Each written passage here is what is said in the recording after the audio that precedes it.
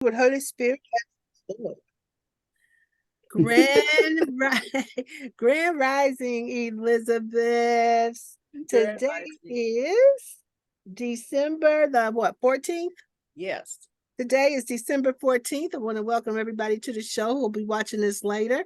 My name is Reverend Omani Grace, and I lead the class on Thursday mornings. It's my privilege to do that. And so how I lead the class is what's on y'all mind? Let's talk about what's on y'all mind.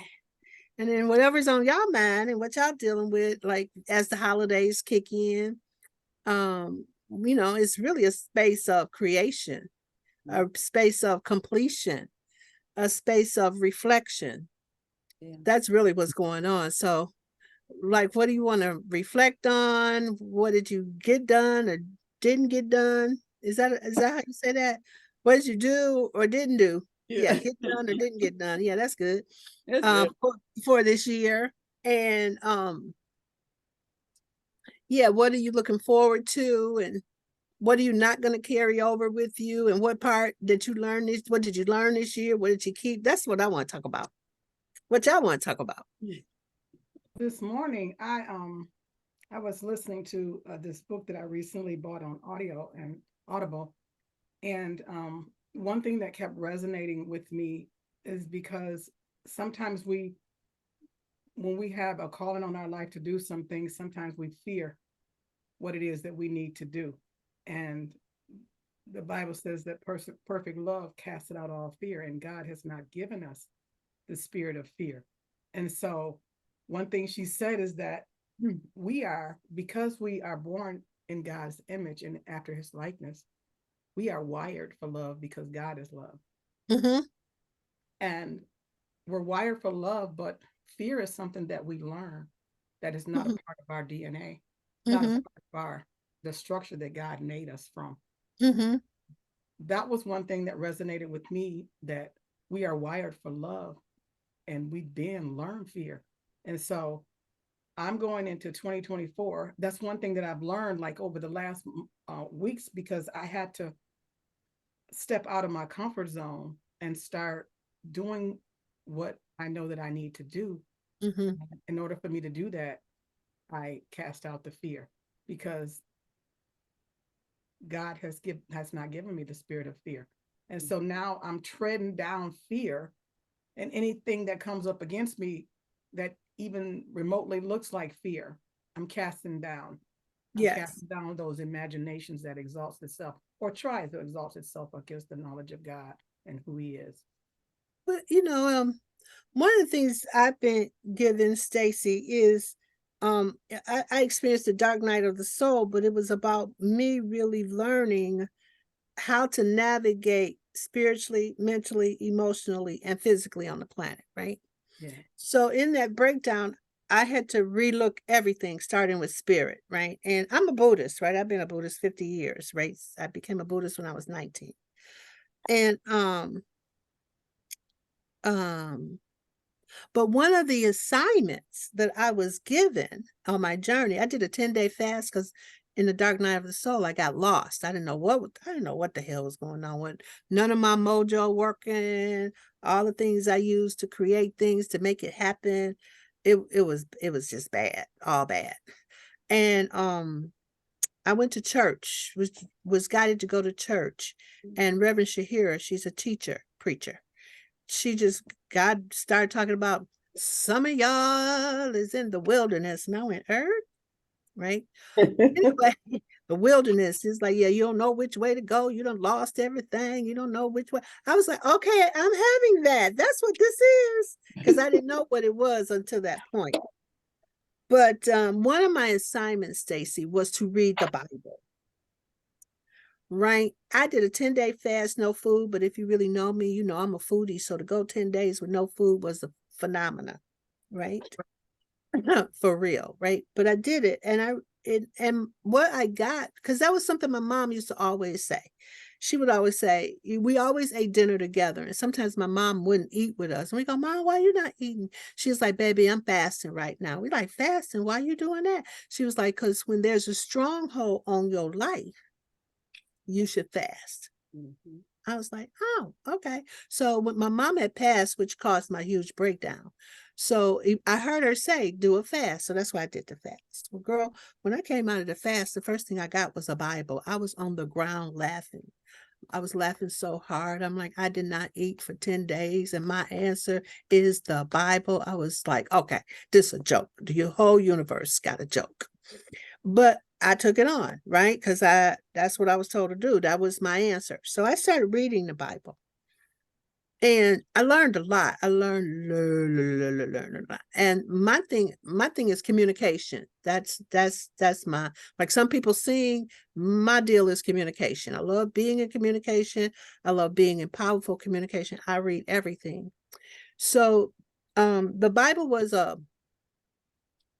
I'm going to say, a challenge for me, because it's saying a lot of stuff, but if you don't have somebody translate what it's saying, you don't know what's going on, right?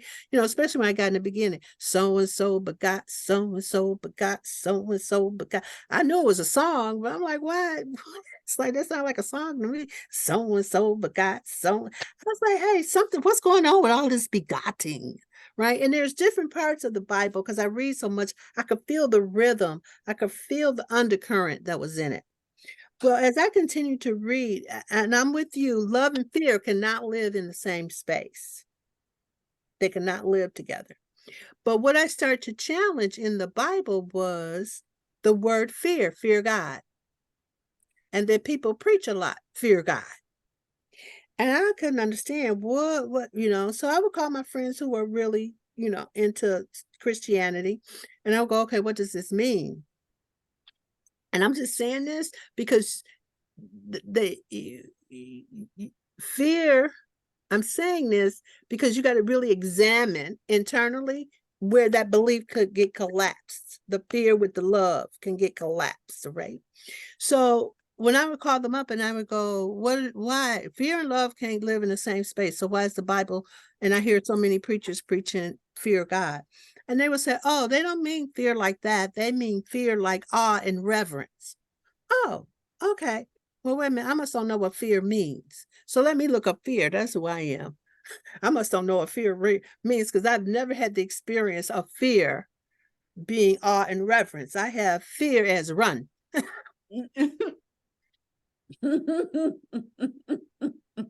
Especially And being black. run, right? And so but when I actually looked up the word, was there terror, horror, scared, and then like the fourth definition was awe and reverence. Oh, well, shoot. If God's supposed to be my best friend and I'm going to talk to him, but what's there first is I'm gonna get scared, then I'm gonna get terrified, then I'll be horrified. I ain't there no more for God. I'm gone. By the time I get to all reverence, I'm out of there. I won't be able to hear him because I done left. Fear. I'm scared. I'm not staying somewhere where I'm scared. Or I'm not going, if I'm scared to talk to you, I'm not gonna bring it to you.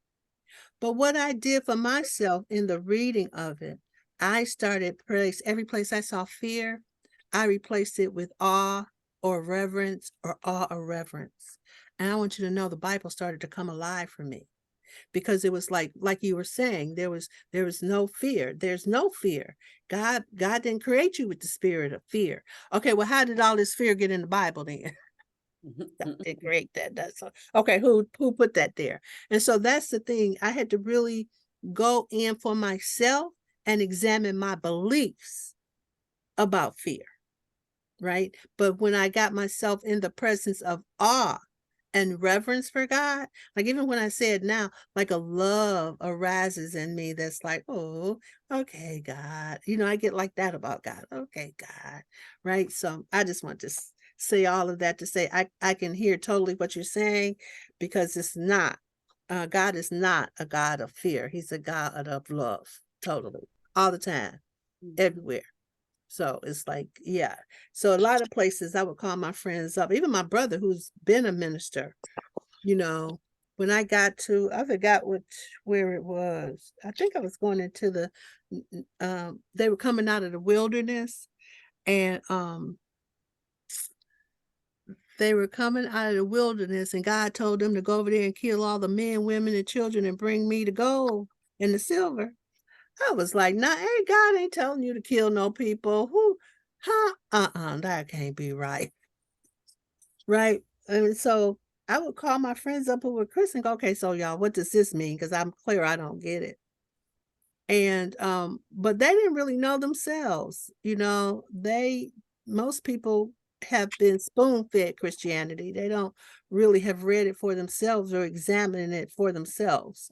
So that's what had me stop arguing with Christians about it, right? Because I would get into a discussion because I want to deepen my understanding spiritually.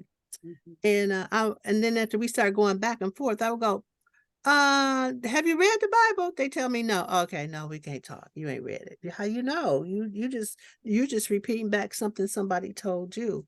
So it's just been totally amazing to have those conversations and to come to a deeper understanding about the Bible and what it's saying. So yeah, I'm with you, and God is a God of love and not fear. I'm with you on that. Anything else about that for you?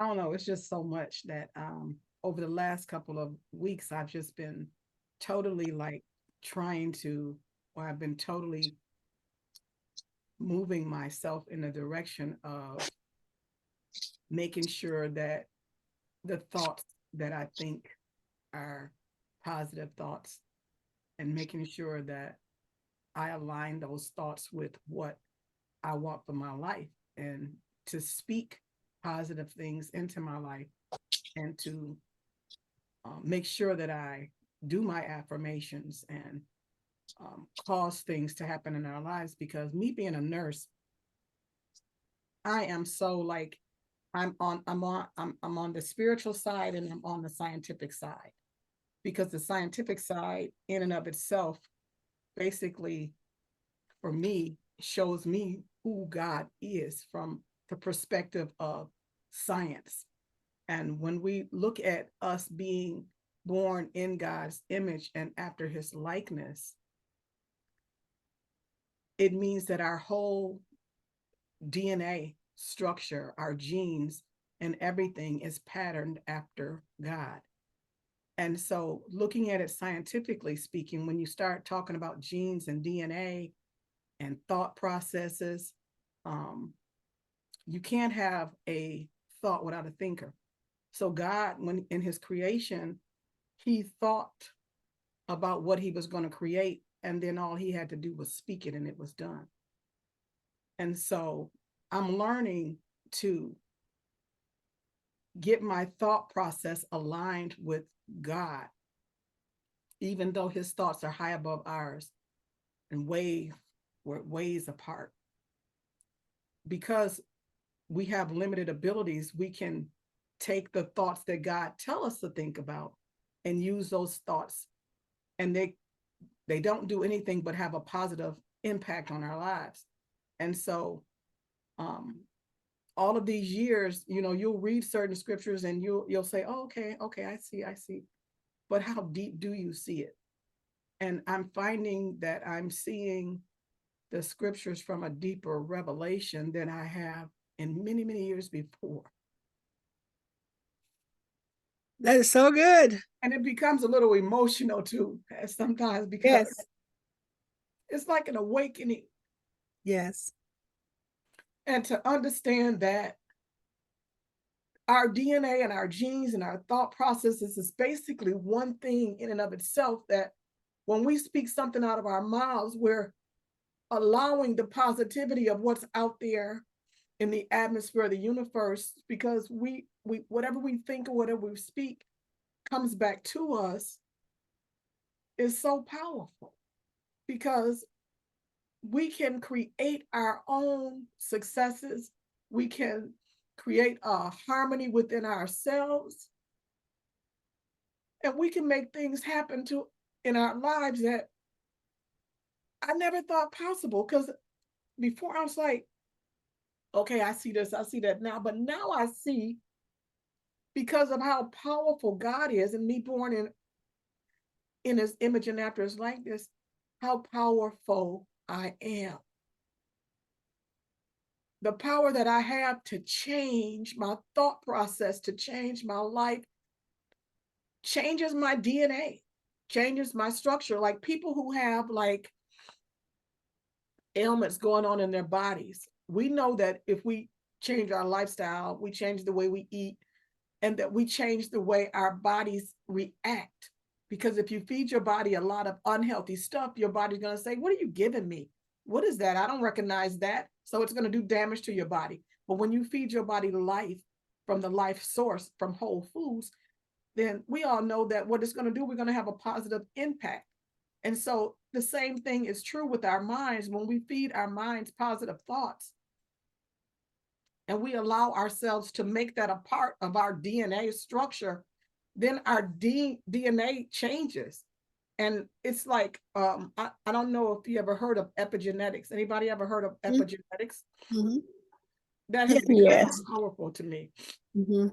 So epigenetics basically says okay, in the Bible, it's a scripture that says that whatever your forefathers did, that you're a makeup of your forefathers, and because they did this falls on you, or because you have cancer, your father had cancer, your mother had cancer, you're going to have cancer. Because they have dementia, you're going to have dementia. But that's not true. What epigenetics says, that even though you were born after your mother and your father and in your genes, what it says is above the genes says that you don't have to take on the same thing they took on, because genes have the ability to express themselves differently depending on the stimuli that you give it. And the stimuli that you give it is, you say, I'm not going to get dementia because my mom had dementia. I'm not going to have diabetes because my family had diabetes. Why do you change? You change the way you eat, you change the way you think, you change the way you speak, and you speak that into existence. And because of the epigenetics, you change the way the genes express themselves. And so now you have taken your whole DNA, your whole genes, and you have spoken to them, and those thoughts that you spoke goes to work for you and allows you to be a healthy person, spiritually, mentally, all well-rounded, holistically speaking. You just become what God always destined for us to be, in his image and after his likeness. Now the image, with the images, but the likeness, he wants us to be like him. And in the Bible, we were when Adam and Eve were made, when Adam was made and then Eve was made, they were made to live forever, but that was destroyed. And so we're eternal beings. We're going to spend eternity somewhere. So if God is love, and we do everything that God tells us to do, and we follow his word in every aspect of his word, then we cannot help but have life. And that's been more profound to me, because I just realized, even though I've said it to myself on numerous occasions, sometimes we can say things, but do we really believe what it is that we're saying? So partnering that belief with what I'm saying, now I really realize how powerful I am. Yeah. That's so cool. Well said, Stacy. Well said. Yep. Thank you. There was one when you first started, science and spirituality. In the beginning, they were together. Yes. Man separated them and had them be two different categories, but in the beginning, they were together. Mm-hmm. And they're becoming more together now, mm-hmm. coming back together, especially with quantum physics, and remote healing, mm-hmm. and all those things. Man is actually seeing that the mind is the most important thing, and how your brain works is, and how to use your mind. Yeah. And that becomes the important thing, how the mind works, and then how to navigate through your spirit, your emotions, and your physical and mental body, right? How to navigate through, because that's what most people are dealing with. They don't know how to navigate Right. through the anatomy. And it's not the earthly anatomy, it's actually the spiritual anatomy. So that's what most people are dealing with. And you know, getting that information, because a lot of that information got taken out so that they could control the masses. Yeah, I Right. know. Yeah, I was listening to something the other day, and you know, they were talking in terms of Black folk, right? There's like, then why they gonna tell go over there and give Black folks the Bible when they know they couldn't read? That, oh my God, I laughed so hard. I was like, oh my God, that is so true. Gave them a Bible, but I knew they couldn't read. It's like, yeah, have it be a opium of the people, you know, is yeah, so that piece. So really, yeah, really good, Stacy. So I yeah, I don't know. Anybody else want to say anything about what Stacy said? It was super powerful. Everything she said was exactly what has been going on with me for the past, I want to say 24 hours. Okay. Yeah. Mm-hmm. Reading the Course in Miracles and the fear, you know, I said, yeah, the fear and how it's not, you know, and how we really, it's so funny because I was thinking along the lines this morning of how every time what's going on with me right now culminates in what happens on this program and someone speaks it every time. Every time. Because I was just wondering about, our friendships, our womenships are so important to me. And to see younger girls, both sides, younger girls who are awake or awakening. You were talking about awakening. And I wonder, how do we awaken them to that they're not their bodies, they're not their hair, they're not their nails, and then because they've been through so much, let them know you're a whole and complete. But they don't believe that. And then you were talking about the diabetes and the dementia. And this morning I was thinking about how I was talking to the lady at the vending event I went to on Saturday. And I said, I remember back in my early 20s talking to my elderly, she was older, neighbor, because she didn't like to drive and I would drive for her, saying that she didn't remember going through menopause. And I said, really? She said, just one day I stopped. She said, I didn't have hot flashes. I didn't have all that other stuff.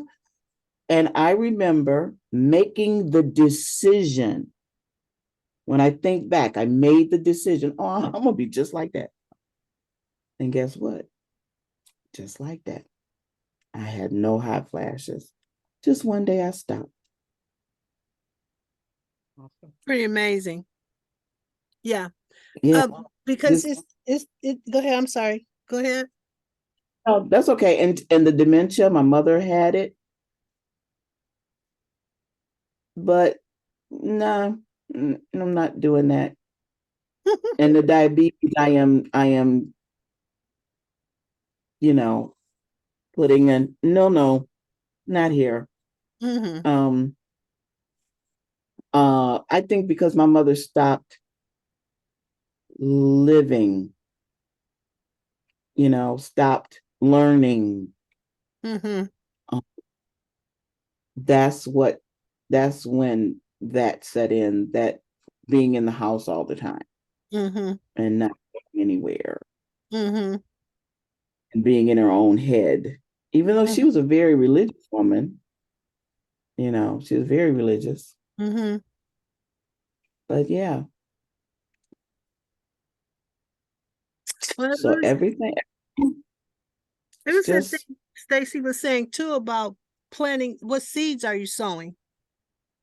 Mm. in your life, you know, because Mhm. whatever seeds you go reap what you sow. It's the law. Yeah. So what Mhm. seeds are you sowing? That becomes the important thing. Yes. Yeah. In your thoughts, your words, and your deeds. All those three are Mhm. sowing seeds. So anything for anybody else? What do you Oh, have? and I just want to say the lesson for me is when it comes, all these things come up in my immediate family. Practicing these things that I have learned with my grandson and with my daughter, you know, because it seems like God said, well, you got to heal that. You got to heal that, because Sheena will call on me for the littlest thing to help her with the littlest thing. And I said, all spirit. Mm, Spirit's going to guide you. I yes. don't know.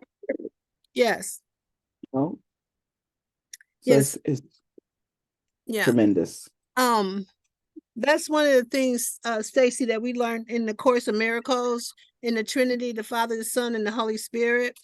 And it teaches that when we created the ego, i.e. the devil, and when we ate from the tree of knowledge, and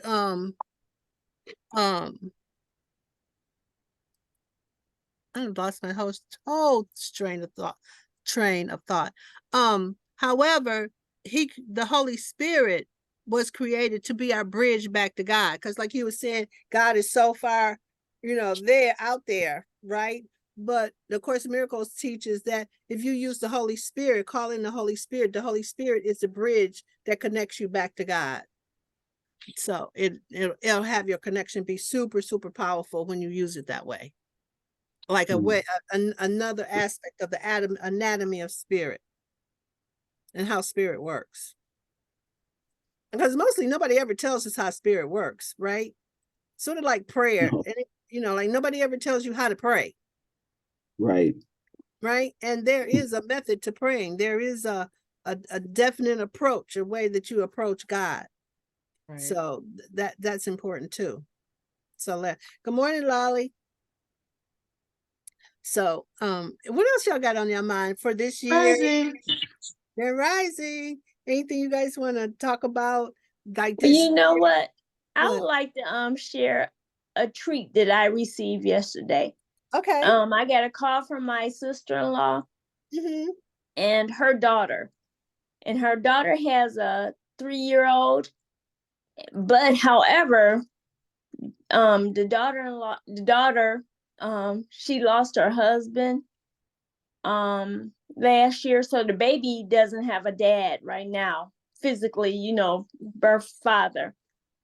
And she was telling me that the daughter, she has visions of talking to her dad, seeing her dad. And I was like, oh my God, that was just so astounding to me. And I told her, never shut her up. Let her tell you what she sees, what she feels, because she's still in touch with her dad. And I just thought that was such a treat. And I was so happy for her.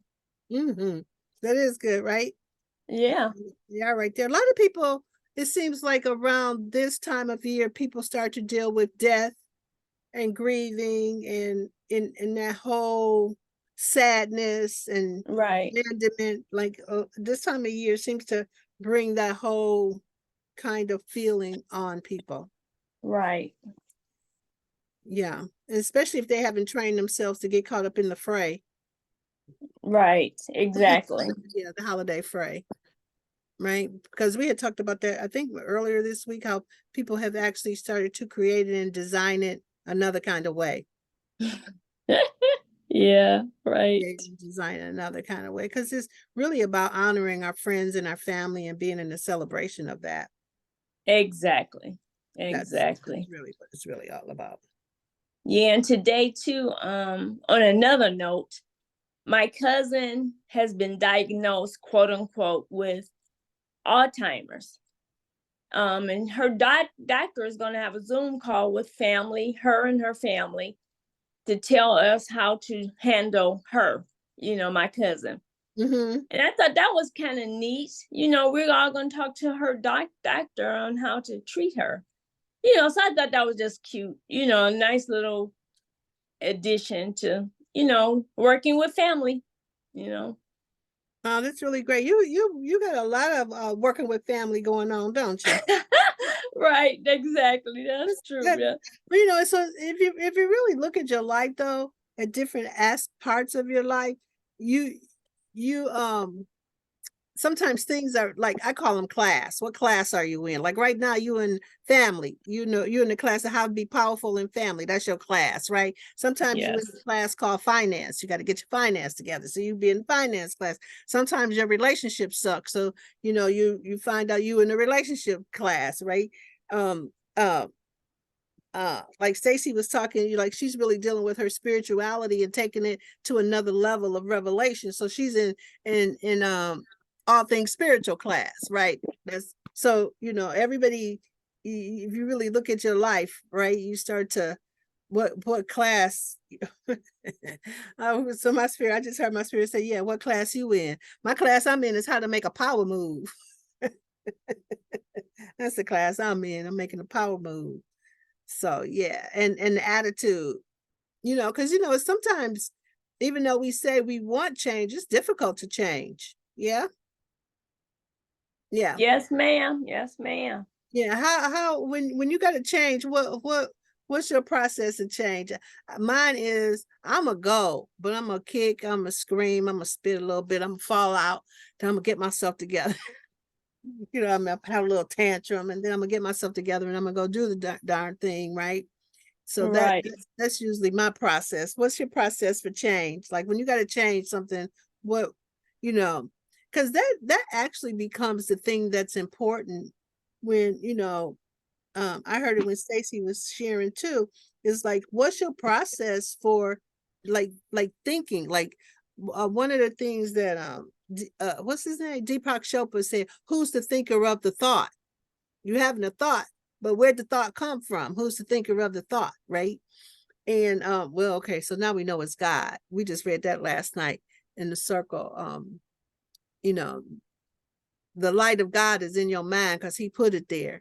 And so I got so geeked on that last night. The light of God is in my mind. Why? Because God put it there. So, he so we know if we once you really get it, you know where to go meet with God is in your mind. That's why meditation becomes so important. So but I got excited about that the light was in my mind. I was like, oh, so in other words, we lit and we don't even know we lit. I'm lit. You had Right. the wrong definition of lit. What it really means is God done put the light in your mind. Go close your eyes and get with God. That's how you go find it. So Yes, yes, yes. so when you got to make a change, what's your process? Do you go easily? Do you resist? Do you fight? What do you do? Do you sit down I'm and kind go, of I'm kind of in the middle. I take a deep breath and I think about what do I have the ability to do in this situation. You know, so I mm-hmm, can assess what do mm-hmm, I have the ability to do, mm-hmm, because some things I might not be able to do. So, mm-hmm, you know, I just let that go. You know, I mm-hmm, don't let it mm-hmm, hold me. mm-hmm, But just mm-hmm, take a deep breath and take a moment to mm-hmm, assess the mm-hmm, situation. That's what I do. mm-hmm, mm-hmm. That's really good. That's a good one. Anybody else? Yeah, that is good. Take a deep breath and assess, but take it a little bit further than the assessment. When you do an assessment, you are looking at the who, what, where, when, and how. And so when you look at it from that point of view, um, who is it, me, that I got to do the assessment on? What is it that I need to do? Mm-hmm, Where am I going to do it at? What environment I'm going to do it? When am I going to do it? And how am I going to do it? So the how is the hard part. How are we going to do that? Because we may say to ourselves, I don't know how I'm going to do it, or some things I may not be able to do, but the world is so vast and so full of information that anything you want to learn how to do, you can do it. And that's how I handle stuff. If I don't know how to handle a situation, the first thing I'm going to do is I'm going to compile some information, mm-hmm, and I'm going to figure it out. Okay, that's good. So she gonna do the who, what, when, where, how. Okay, who? That's really good. What else? Yours is really good too. Did you? We can use all of those. What else? Anybody else? Yeah, for me, um, you want to go, Mom? Mom Evelyn? Okay. Yeah, go ahead. Okay, so I just have down here, hear it, see it, release it. Those are just words in it, but the reflect on it, reflecting, which involves for me what this I'm I've learned from the course, the miracles. What am I projecting that's what's showing up? Mm-hmm. Mm-hmm. And in doing that from the course is like really being responsible for what happened, not that you did it, and I don't like how that, but being responsible for I'm seeing what I'm putting out. Yeah. What, that's just how, Mm-hmm. and that I can take responsibility for that and change that. Mm-hmm. Mm-hmm. All That's I really do good. is change it right here. And Stacy, what you said, I've never really heard anyone put that together. You added the word environment, where that work is where it's happening and where the change can happen. What kind of Mm-hmm. setting do I need to create so that Mm-hmm. can actually make it easier? I'm gonna say it like that, Mm-hmm. and I've taken on and I talked with her about it when my sister came on, my youngest sister.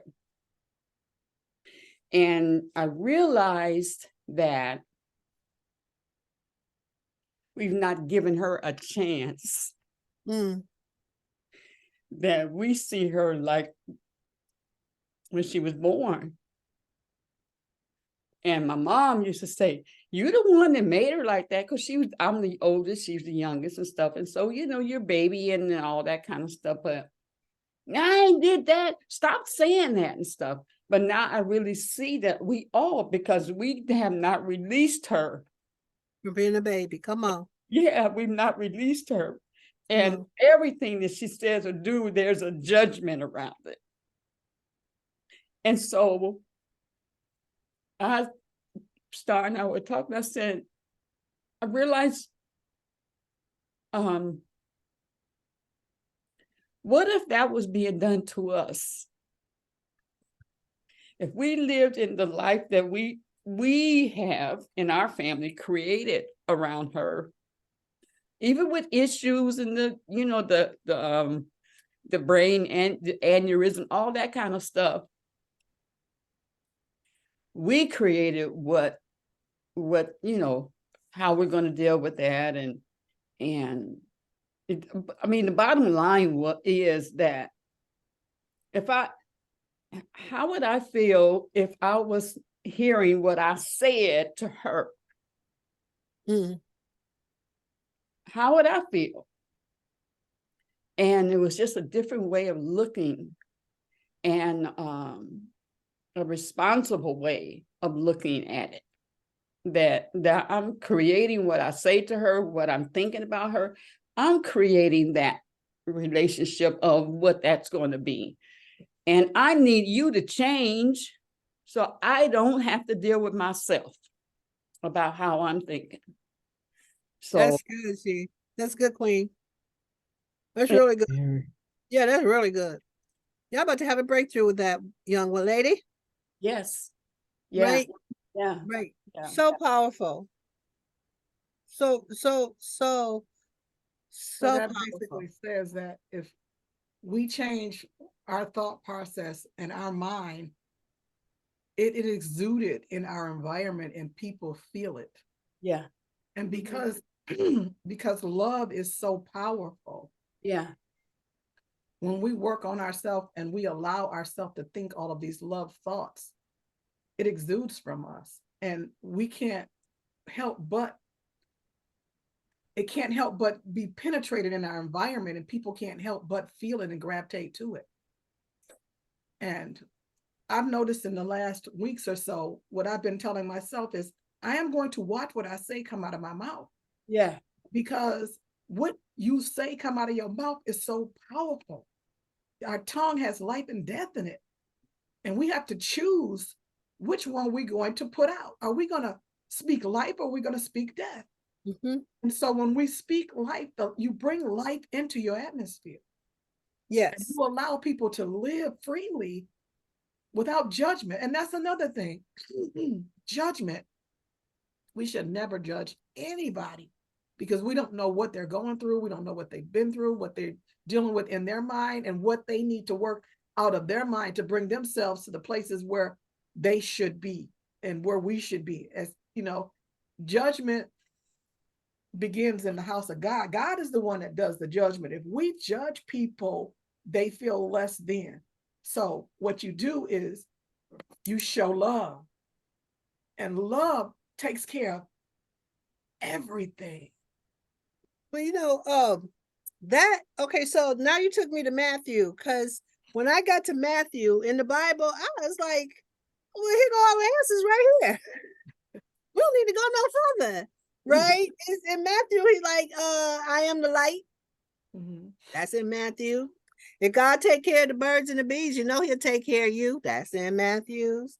Judge or be ye not judged. That's in Matthew. Like, Matthew had all the answers. I was like, just stay right here. Anything you want to deal with, you could deal with it right from Matthew's, right? Particularly the judging piece, because people don't really get that when you really that principle. It's an easy principle, but it's difficult to apply.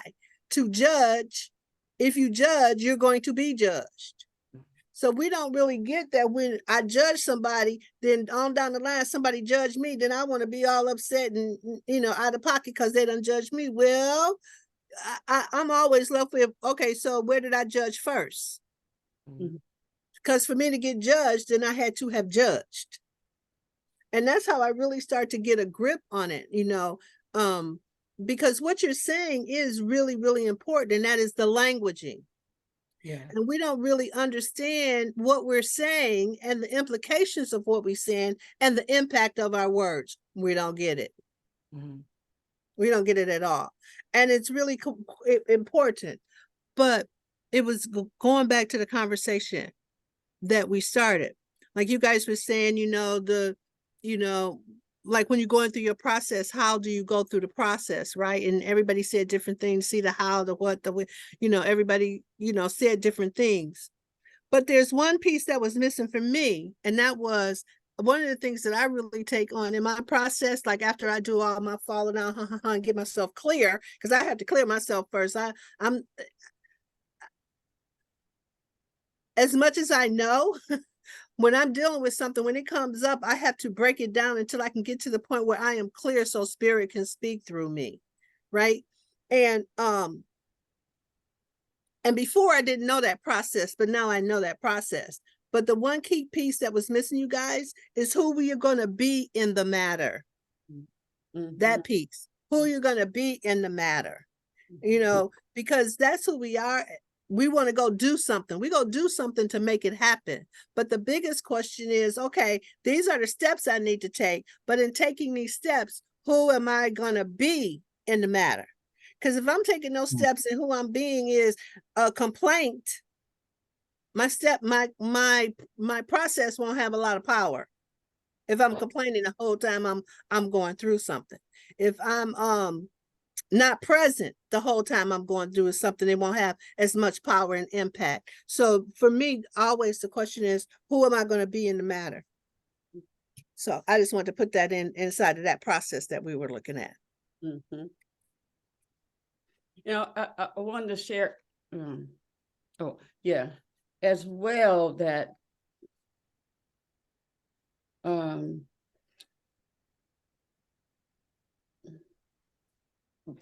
going to speak direct, okay? Okay, please. So, but my sister, I see that she lives under a microscope. We put her under a microscope so we can see every little thing, and every little thing somebody's saying. Mm-hmm. And who I know her to be is love. Sharita, all she wants, she said, oh, I just wanted to I want to make people laugh. And, but some of the ways, like people are like, oh. And then it causes actually both of us, like we have put up chains on how she wants to express herself because of other things where she's almost beating up a child and stuff because she loves so big. So all these years since that has happened, she hasn't been able to express herself without judgment. Can you tell me what happened though? What happened? Something happened to her? She had an aneurysm. Oh, got you. Yeah. And it tapped into her mothering instinct and a lot of other things. Okay. So, and yeah, just in yeah, the microscope that we put her up under. Yeah. Do you know, you want to say something else? Go ahead, finish. I was just I'm gonna tell you something. When you first started talking about her and how she talks, I'm gonna tell you the first thing I was like, oh, y'all don't understand her love language. Yeah, she just looks like, just love. Yeah, she going and underneath it all is I love you very much. Right, but it just sounds like judgment. You know, okay, so that's like, so I got chills all over because that's so deep. Y'all don't understand that that's how she's expressing love, except for because of what happened in her aneurysm, she don't know how to express it that way. It's her care and concern, but it just sounds different, right? You know,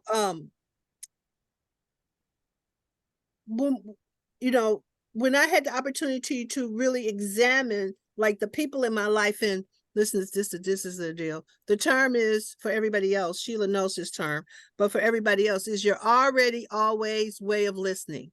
Yes. The way that you listen to people in your life is already there. You already know what it is, and you already know how it's going to go. So it's your already always way of listening to people, right? So you have a way that you listen her. And all you guys, because that's how you listen her. And it's upsetting and it does whatever it does to y'all because it's in the listening, right? But I'm saying to you that if you shift the listening of her, and that's what you're pointing to right now, like, okay, the way you listen her, the way that you listen her triggers you. If you start to listen her a different way, she won't trigger you. It's your listening of her that has you get triggered, right? My mom used to trigger me because nothing was never good. I was never good enough in nothing that I did. Well, not nothing, but it was far and in between, right? But when I really it was how I was listening to my mother. I was listening to her. She's so critical. She never had nothing good to say, but she always got to judge people. That's how I listened to her. And my mom's biggest complaint about how did I listen my mother? How I listened my mother was like the adults in Charlie Brown. Wah, wah, wah, wah, wah, wah. When my mother started fussing, that's all I heard. I cut her off. Click, click. And all I would hear was wah, wah, wah, wah, wah, wah, wah, wah, wah, wah. You'll be all right. I'd be like, all I heard was wah, wah, right? So I really saw that that's how I listened to her. But then when I really said, okay, how could I listen to my mother? Is that she loves me. I'm her only daughter. She loves me very much. And she only wants the best for me. And when I started listening to that's what my mother was really saying to me, it shifted our entire relationship. Yeah. When I shifted how I listened her. Right. So when you shift the listening of your sister, it'll just really shift. Because I went from being the worst thing on the planet to my mother, my brothers was like, when did you get a promotion? because my relationship with my mom just totally You know, we would all leave Thanksgiving dinner and go, oh my God. And I would leave after that, I would leave Thanksgiving. It's like, did you hear what this my niece, did you hear what Granny said and Mama did? I'd be like, she was fine to me. What? Because I didn't listen to her that more. She was really saying she loved me, right? If I look between the lines. So, and I've even done it with men. Because how I listened to men was I waited for them to try to dominate and control me in their speaking. That's how I listened to them. And so guess what would always happen? What would show up is they would try to control and dominate me. And so once I had gone out with our friend and he was buying dinner it was like 3 of us. He was buying dinner. We did a fast together and we were breaking the fast and he was treating us to dinner. And he's a Muslim brother. And I definitely have the conversation that a Muslim brother want to dominate and control. Right. And so we were having dinner and I'm talking about being a goddess. And then here he goes. The Quran says there are no goddesses. There's only God. Okay, so why he want to say that to me? I'm totally triggered. Totally triggered. And so now you should see me trying to work with my tongue. So because I'm like, I'm getting dessert. If I go off, I'm not getting dessert. So let me just hold my tongue. But when I got home, it still really, really bothered me. And I had to go, okay, it's in my listening. And that's when I really distinguish how I listen men is they only want to dominate and control a woman. It's like, okay, how could I listen them differently? Oh, they only want to contribute to me and make a difference. Girl, it's been a whole different world ever since. Because that's how I listen to them now. Like, right after that happened, I went on 2 trips. You know, I just had to carry on because they were just quick trips. I never picked up my luggage on the plane, my carry-on, because every time I would get to my spot, a man would go, I'll put that up there for you. I'd be like, oh, thank you. I'd come another man, I'd take that down for you. Okay, thank you. It's like, I never picked up my luggage. And even this last time I went on a trip, so many men asked me to help me with my luggage. I was like, okay, I don't need your help. I mean, I had got like that about it, right? So it's the listening, Queen Aduni. So if you look at your sister, what listening could you have of her?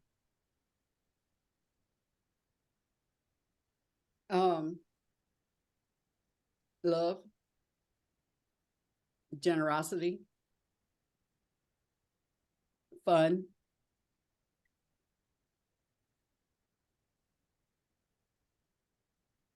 Because she just want to have people have fun, have a good time.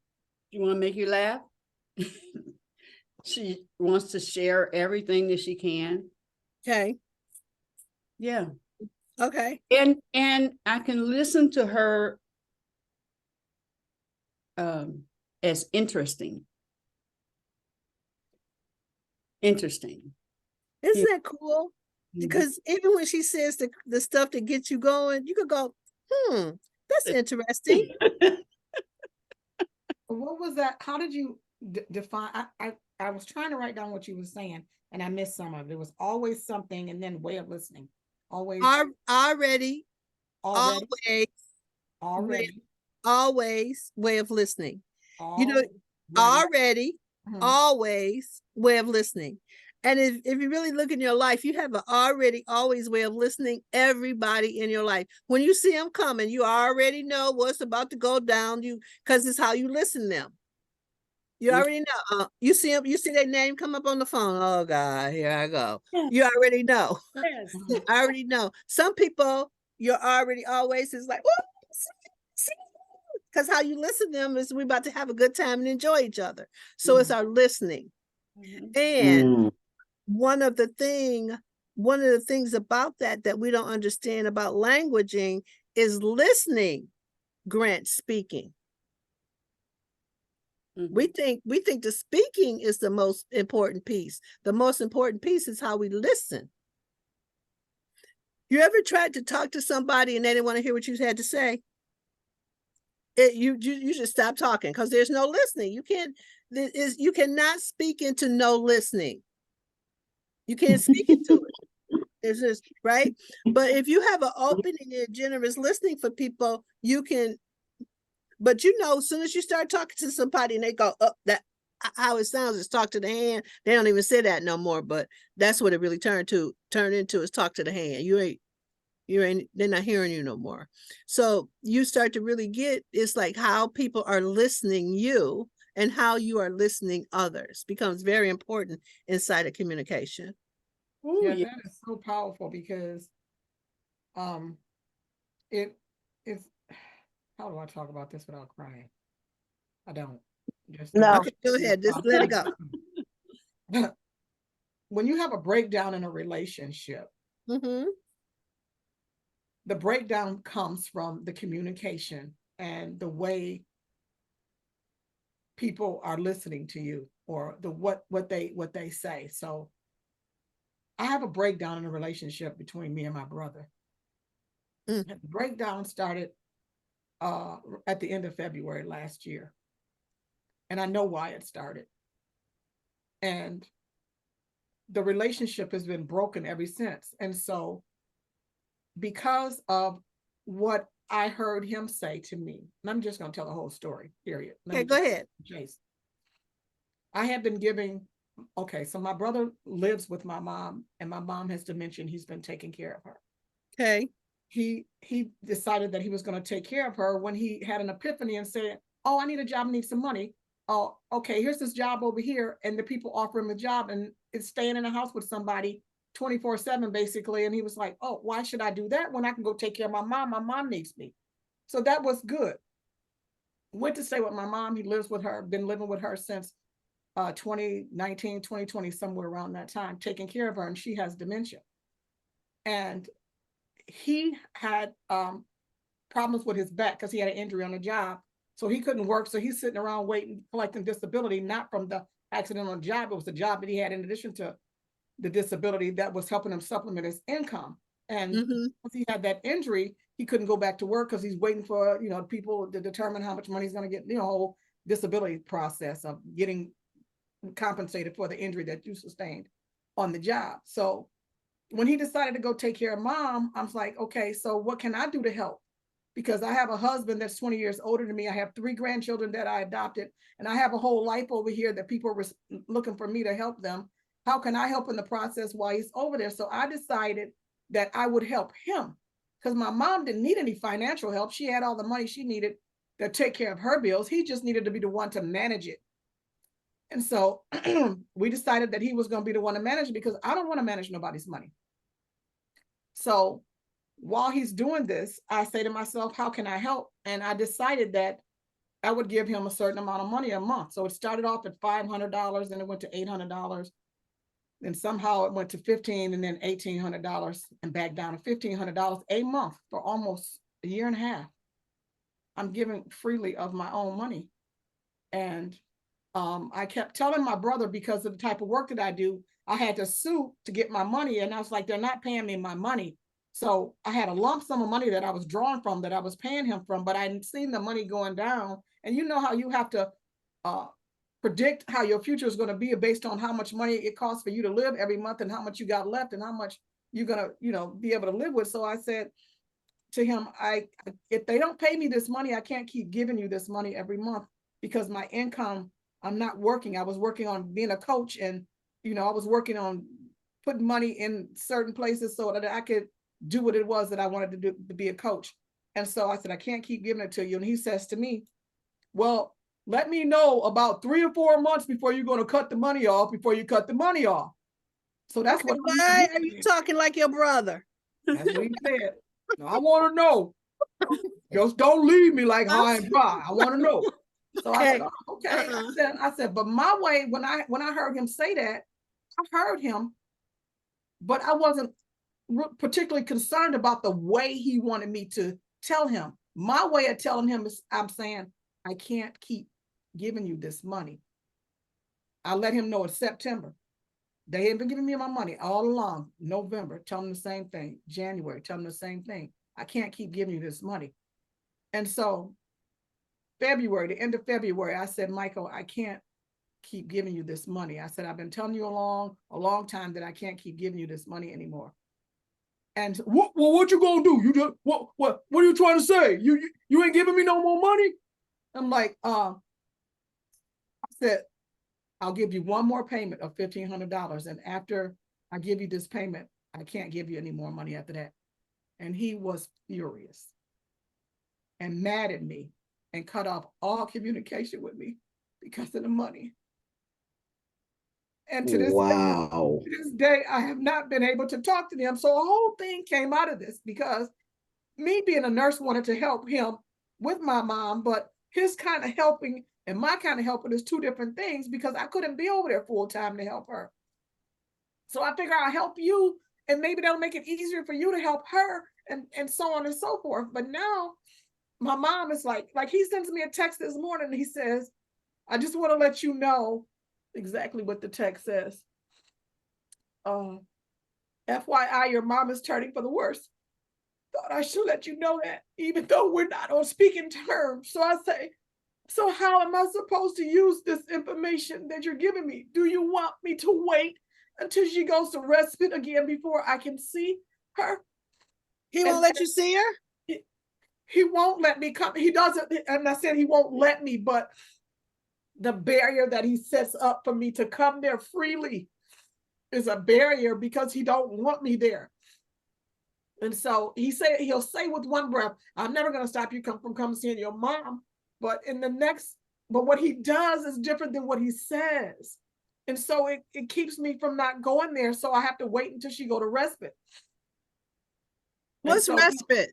Respite is when you're in hospice and you're a caregiver that's caring for someone 24/7, you need rest. So yeah, okay, got you. They allow okay. you to go take your family. So the only time you can go see your mother is in respite when he's not there. It's not. It says that it's not. I'm gonna read what he said, and this is my first time reading it. Okay. This is one of the reasons why I don't talk to you. See how he's hearing me. Okay. Your message says you can't see mom unless she's in respite. That's your choice. Don't blame me for your decisions.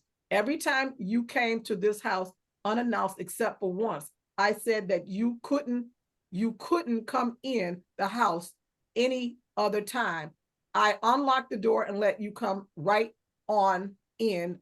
Know you out. They're blaming me for you not seeing your mother, which angers me to the end. I wasn't going to tell you anything, but I'm not like that, even though you think that I am. I don't think that he is like that. But what he's not hearing me say is, I don't want to talk to you anymore. We're not on speaking terms. This is what he's saying to me. I don't even want to be around you. When you come into the house, I'm going to the back door. I'm going to the back room, and I don't want you in here. So the environment that he set up, because he's there with my mom, it's a feeling of hate. And it may not be hate, but that's what I feel, because why would you destroy a relationship that we have together over money?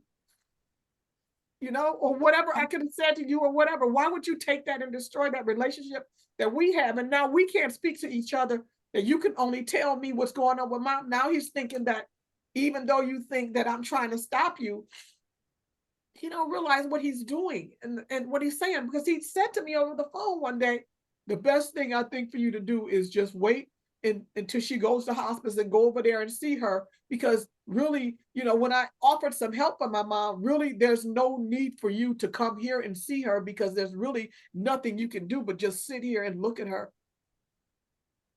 So I'm like, I want to sit there and look at her. I want to be there with her. What I feel about being there in my mom's presence, just being there with her, holding her hand or whatever word she can peep out of me, I want to be there. Okay. You ready for me? We're going to come up out of there now. I got something for you. You ready? You ready? Okay. So thank you. First of all, thank you for sharing and sharing so freely. Okay. Thank you for that. All right. So now I want you to write this down. Take a deep breath. Just breathe. You ready? Okay, the term I'm going to give you is this. It's empty and meaningless.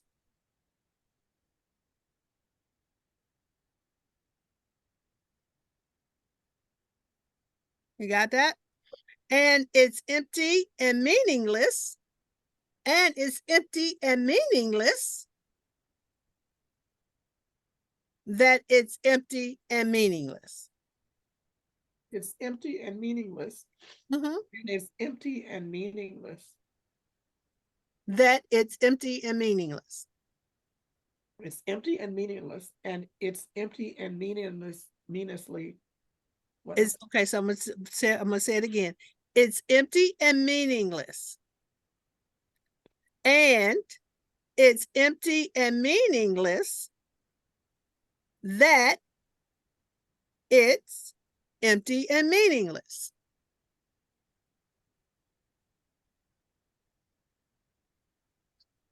You got it? Yes.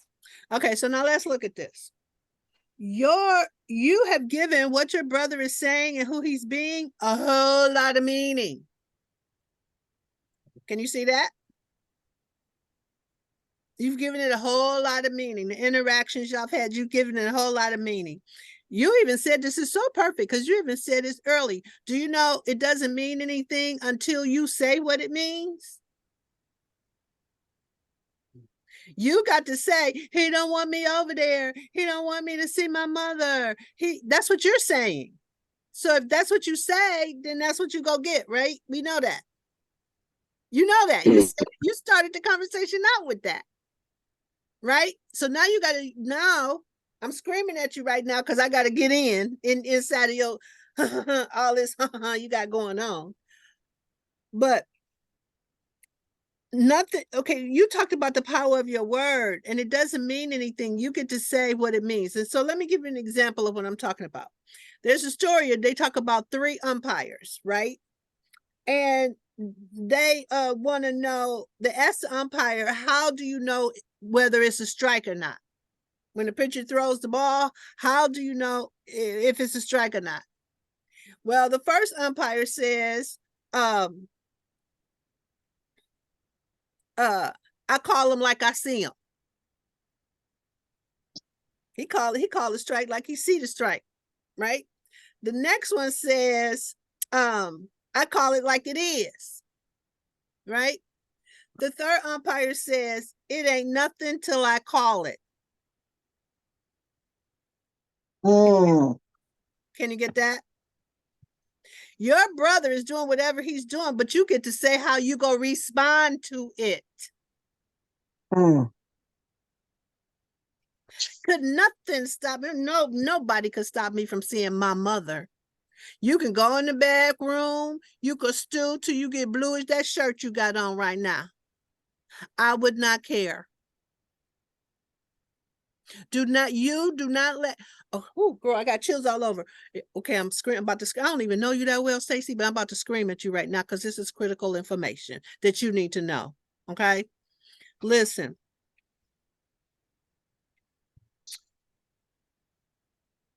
You get to say how this goes. Remember earlier when I talked about who are you going to be in the matter? Because God is the supreme being. If we are made in the image and likeness of the supreme being, how we get access to who God is by who we are being. You get that? So when it comes in this situation right now, who are you being? In this situation right now, with your brother and your mother, who are you being? You're being what? I think that I'm being a little defensive. Okay, you're being defensive. Okay, good. What else? I think that I'm being challenged. Okay, you're being challenged. Okay, good. Challenge is good. Okay, good. What else? You're being quite upset. Yes, I think it's more, it's a combination of being upset and hurt. Upset and hurt. Okay, now let's look at them. Is being defensive, is that of God? No. Kick it out. Is being upset, is that of God? No. Okay, good. Challenged, yeah, challenge could be of God. So you could keep challenged. But what was the other one? defensive and hurt. Oh, hurt. Is being hurt of God? Not of God, but it's one of the emotions that we possess. I That know we we not possess it, but it's understand. not of God. And we're going, only way we're going to get through this is only if we use what God gave us, not something that we created. We created our emotions. In heaven, we happy all the time. It's all joy, joy, joy. Right? So no, being hurt is not of God. Right? So let's letting you know that's what's causing you the angst, because you've taken on ways of being that not of God. You know what? Your brother could be however he is, who you got to be, and who you already know to be is, I love you anyway. I ain't even mad at you. Because you know in that situation, you did your best. I ain't mad at you. Okay, it's been rough, but I'm going to, number one, forgive you. I've already And said I'm going to that. forgive myself. Yeah, I need to forgive myself. Yeah.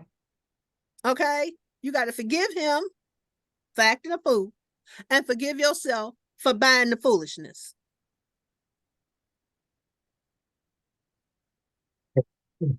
Okay, you get that?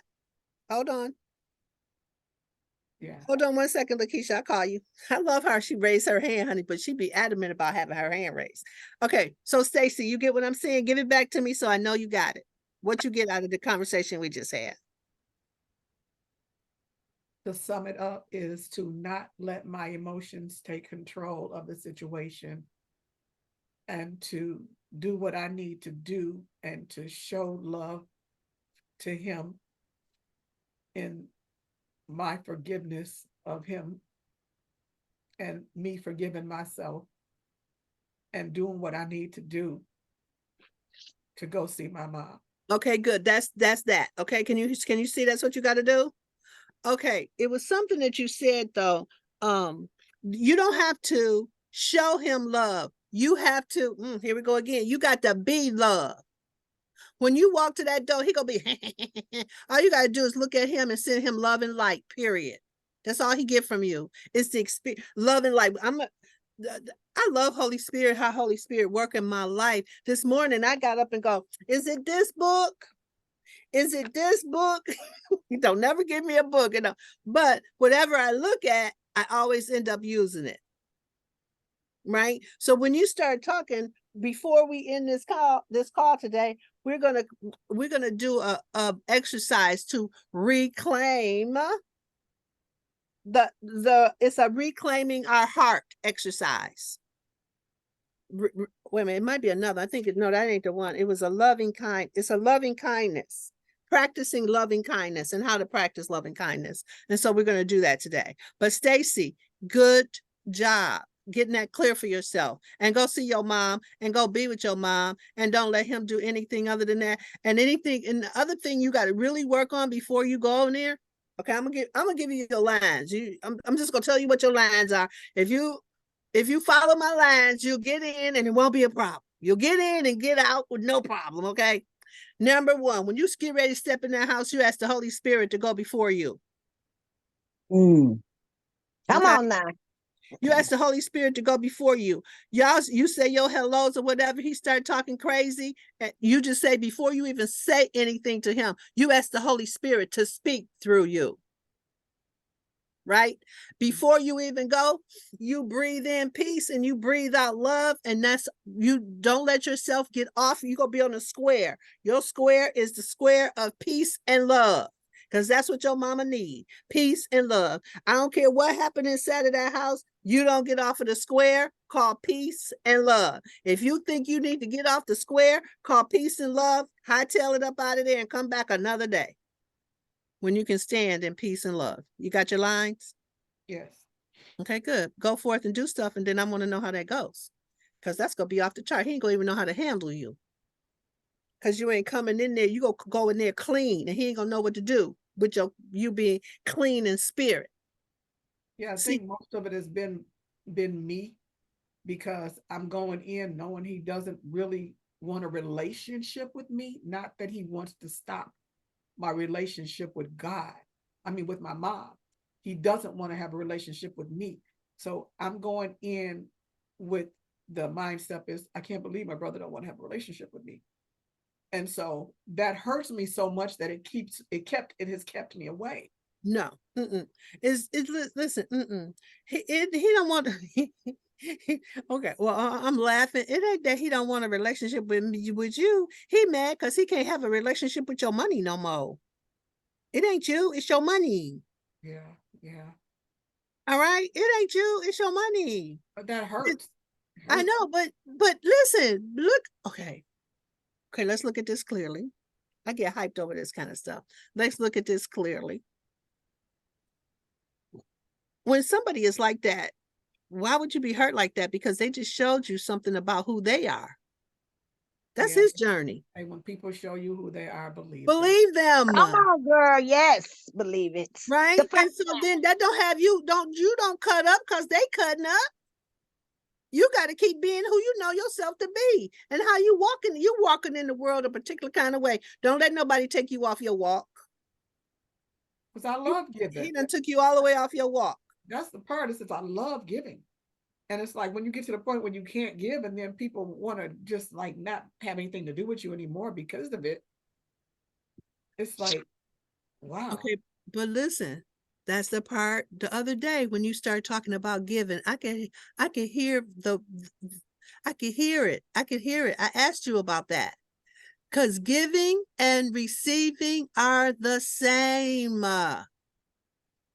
If you're giving and it's not being received, that's because you don't receive well. You're right. You're right. When people give me a compliment, I'll be like, really? See that? Okay, so that's how. But I noticed it. Okay, good. Noticed it, and I said I'm going to change it because Yes. this guy told me I need you to stop by my office when you're out in this area. And I'm like, okay, what do you want me to stop by? When I walked in and sat down with him, he handed me $300, and immediately I wanted to give it back. And then I told, no, Stacy, stop. You're messing with his blessing, and you're messing with your blessing when you don't receive from him what he's given you. So Okay, good. I noticed that I am changing that. Okay, good. Now you got to forgive yourself for doing it in the first place. Yeah. You've done it for a long time in a lot of places. Yeah. Okay, so now you got to forgive yourself for doing that. But you got to forgive yourself for thinking that you didn't have to receive because you have plenty. Yeah, because he thought enough of me to give it to me because he felt like I was worthy of it. Okay, and that's you. And you got to look across the board because you got to go in across the board. Yeah. Because you're giving, but you don't have the experience of the joy of receiving. Yeah.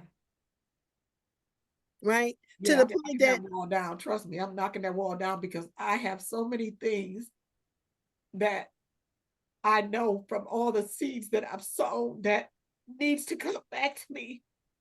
And I don't want to block it. okay, good.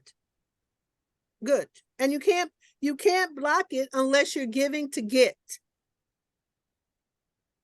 You're giving to get their love. You're giving to get their approval. You're giving to be okay. You're giving to in their eye. Can you get what I'm saying? Yeah. Yeah, you got to give because that's just what you do. And but guess what? Just as big as you give, you receive that big. But receive with the right spirit. Exactly. Yeah. Exactly. And that's what's had this whole thing go south for you because you need to get that lesson. Got it. Right? Yeah. So don't throw the baby out with the bathwater. That means you got some dirty bathwater, but your mama in the water. You can't throw your mama out. No, go see your mama today, tomorrow, as soon as you can. Go see your mama. That ain't promised to you. And you're talking about the guilt that you would have if your mama, you know what I'm saying? So go see your mama. Pronto. I don't care what he got to say. I believe he'll let me in there. It's just like I said, it's me not wanting to deal with the fact that our relationship is shut down. Okay, And good. Forget that part. It doesn't mean, it doesn't mean that. It just means y'all ain't talking right now. Y'all ain't on good terms right now. And don't mean all that other stuff emotional stuff you don't put in there. Because if we was to really take the time to look, Stacy, that emotional stuff is some other stuff from the past that's coloring what's happening in your present. It's something from the past that's coloring what's happening in your present.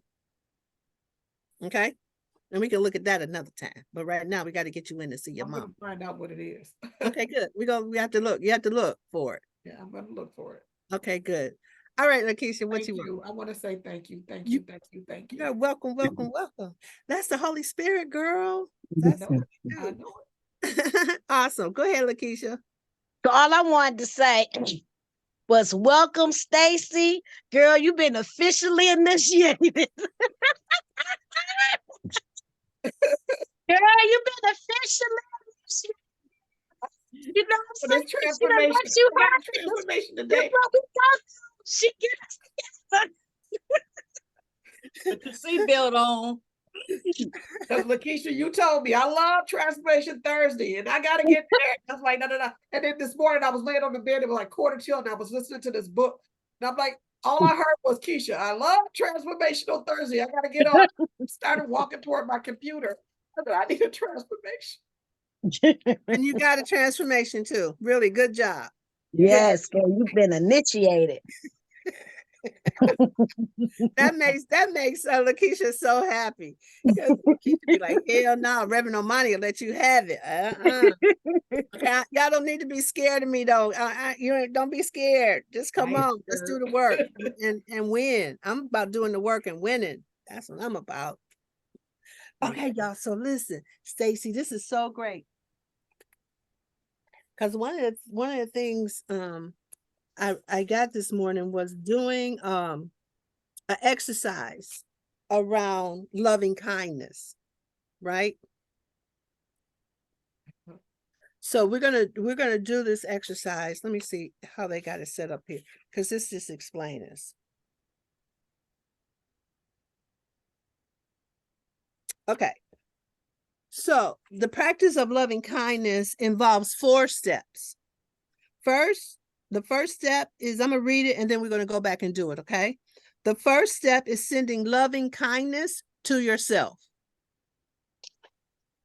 Then you send loving kindness to a family member. You see how God just sent me straight to this morning. This is what I need. To the family member or a dear friend. And next you send loving kindness to an acquaintance or someone you are neutral about. The final step is to send loving kindness to someone you dislike or feel resentful toward. Sending loving kindness is kind of like sending someone a blessing or a positive intention or a prayer that this person's experienced only love and bounty in life. As you can imagine, it is much easier to do this for a dear friend or family member than it is to do it for someone you dislike. This begs the question, why would you want to feel loving kindness towards someone you don't agree with, or towards someone who wronged you or betrayed you, or towards someone doing atrocities? Because any energy you send out goes through your own physical, emotional, mental, and spiritual being. So when you send out judgment, you are feeding your own self-judgment. When you send out hatred, you are actually bathing all of your cells in hatred before it goes anywhere. The only outcome of this is more deep-rooted self-hatred and judgment. But when you send out love, you experience that love as well. For example, by taking the first 3 steps of loving kindness. Okay, this person chose a political figure. Like right now, we could all put Donald Trump in that spot, and I strong dislike, and put a picture of this person. And then every time you saw, if you want to really get this complete for yourself, whether it's your brother or whoever, your sister or whoever, put a picture up of them. And every time you looked at the picture, you just sent loving kindness. Okay. That desire to open up your heart makes your heart bigger. And the desire to hold blame and separation toward another individual starts to evaporate. And then eventually you'll be able to be in the presence of loving kindness for the person. So first we're going to start off with sending love and loving kindness. First, close your eyes, everybody. Take a deep breath together. And we're going to send loving kindness to ourselves. Like put your hand over your heart and send loving kindness, the energy of loving kindness to your heart. Do that now. Mm-hmm.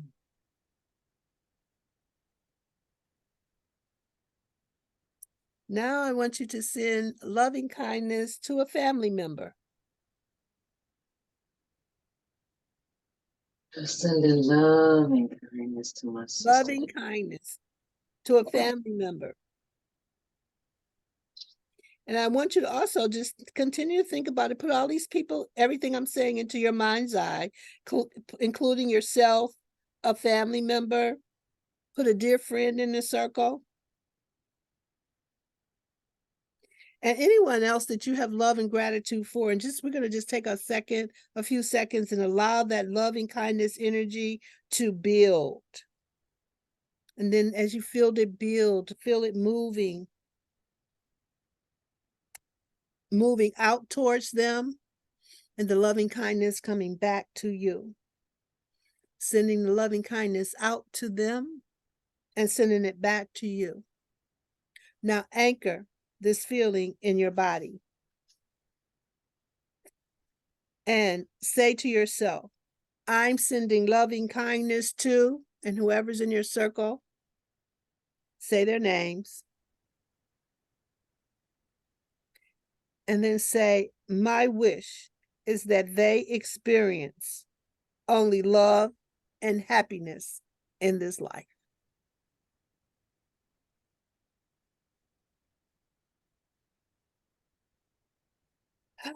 Now take a deep breath and send loving kindness out again and send it back to you.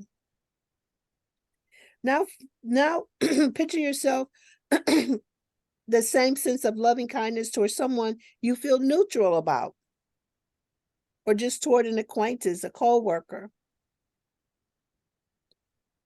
And we're going to practice cultivating that same amount of loving kindness that we felt for the first group of people, including ourselves. Take a deep breath and feel the loving kindness being extended to the neutral person, the same amount of energy. And then say to them, I send to you loving kindness. I send loving kindness to you, and say their name. And I wish that you experience only love and happiness in this life.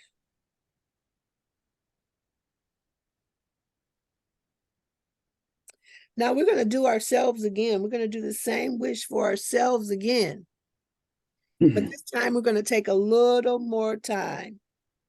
And I want you to really envision all the good things you want in your life. And as you see the things that you want, imagining all of them coming true.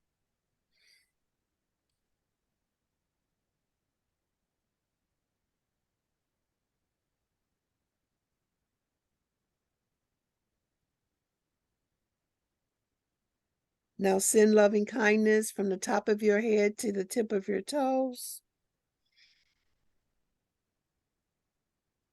And say to yourself, my desire is that I experience only love and happiness in this life.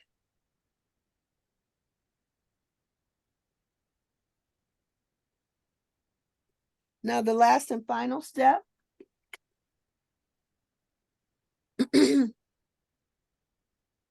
is to embody, pull forth the loving kindness, the feeling of the loving kindness again, getting grounded in it, and sending that love and loving kindness towards someone you dislike. Someone that you have a mild aversion. You don't have to be mild, just an aversion to them. And you see them in your mind's eye. Now send them loving kindness.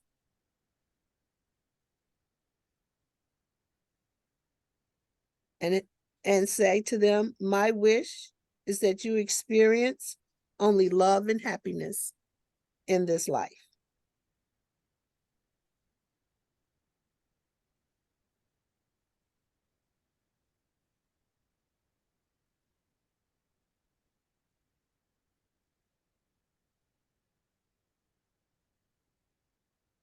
The practice of loving kindness reinforces the idea that it's not our hatred or judgment that brings positive change into the world.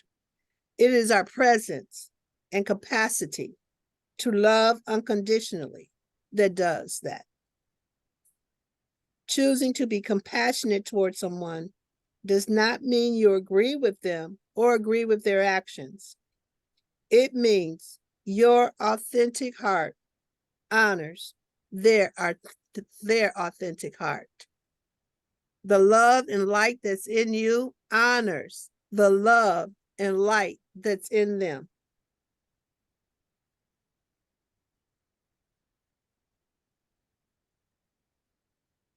It's important to note that if you're someone with a tendency to want to people please, coming from your heart does not mean you take care of everyone around you. Do I need to say that again? It's important to note to all of you with a tendency to people please, coming from your heart does not mean you take care of everyone around you. Caretaking is actually a disrespectful habit based out of our unwillingness to be uncomfortable and our arrogance that we know what is best for another.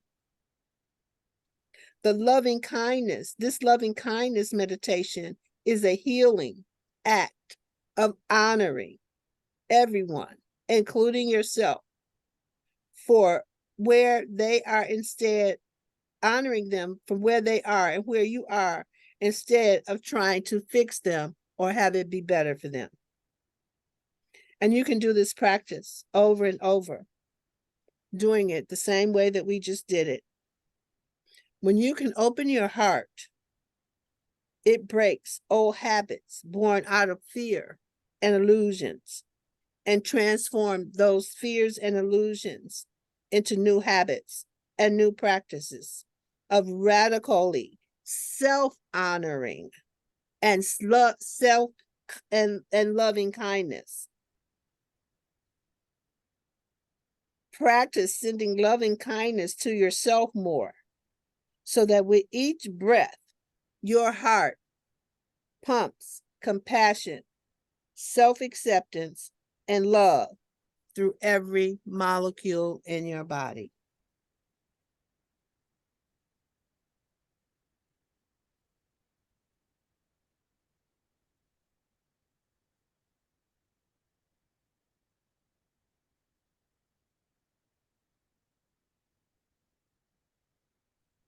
And when you're ready, open your eyes.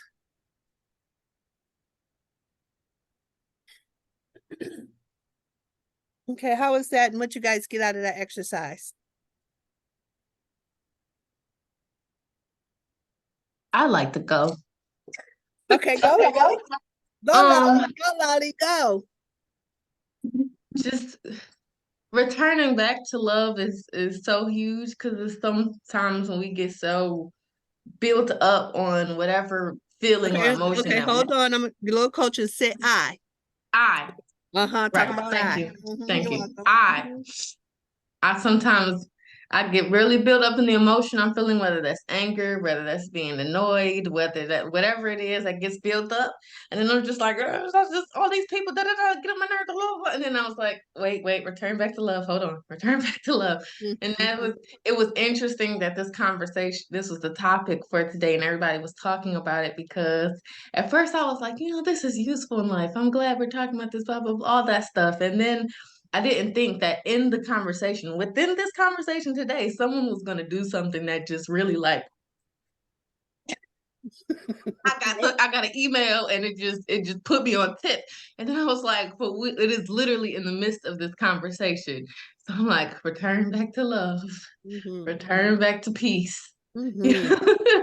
And like, and going back to communication, it was something you said earlier that it was like, it was along the lines of basically along the lines of you look at what you put out as well. If you're receiving, if somebody is, not listening to you, not paying attention to you, not showing you, compassion, not showing you whatever, also look at what you're doing. And so that's what I had to do for myself as well, just reassess and return back to love.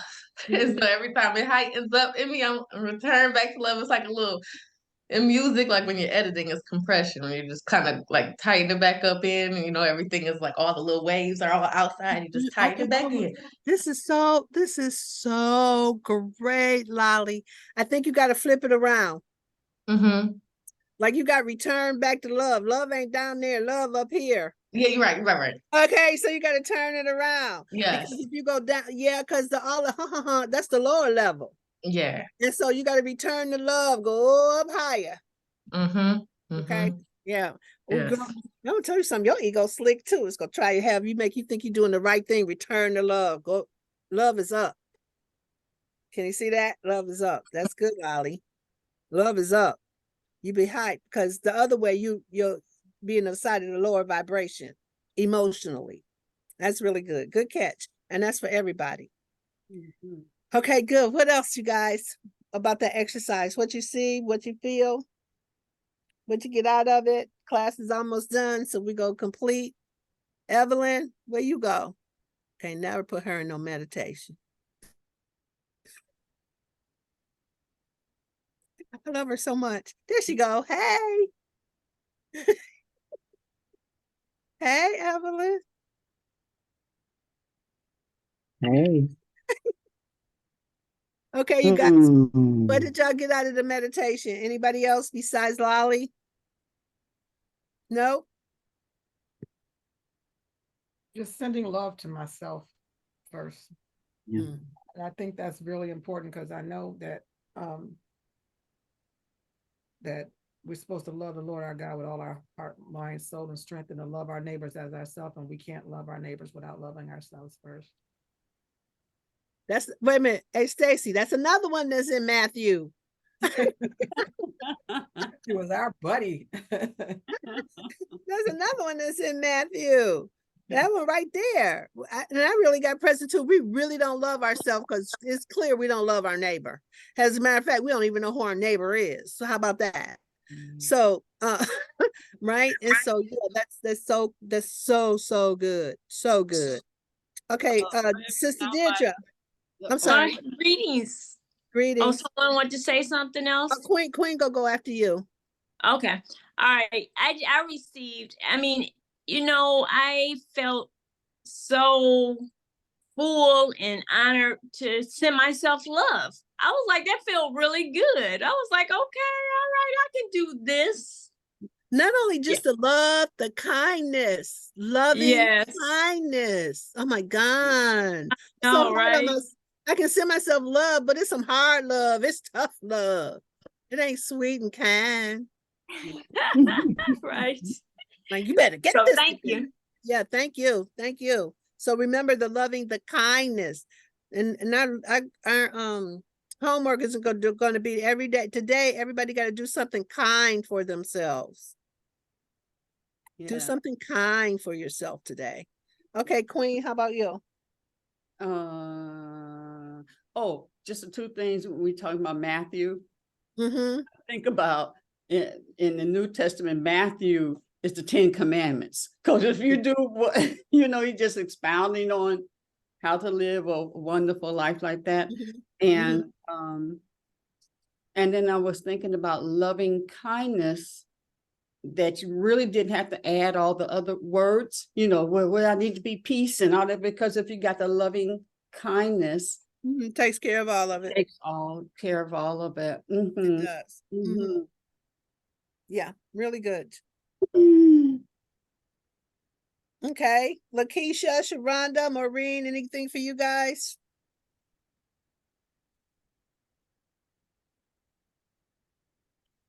Oh, you're on mute, babe.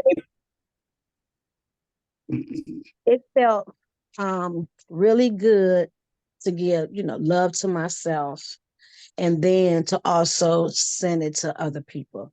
It's been a long time that you still, you forget that there's still barriers up, um, you know, for other people. And so it felt good to be able to send love to my sister. It Yeah. felt good to send love, to my ex-husband, Mm-hmm. and to, yes, just to send that, I did this exercise early this morning, and I started sending it to, I could see the people that's in war and the Palestinians. I was like, "Whoo, that's a quagmire over there." Like, how much love needs to be sent. The Congo, like what's happening in the Congo is just atrocious. The white people and the Jewish guys over there getting all their resources and got them as slaves. So I sent some loving kindness and the Holy Spirit over there with them today, because it's like, okay, come on now. So really good. Where you about to go, Lakeisha?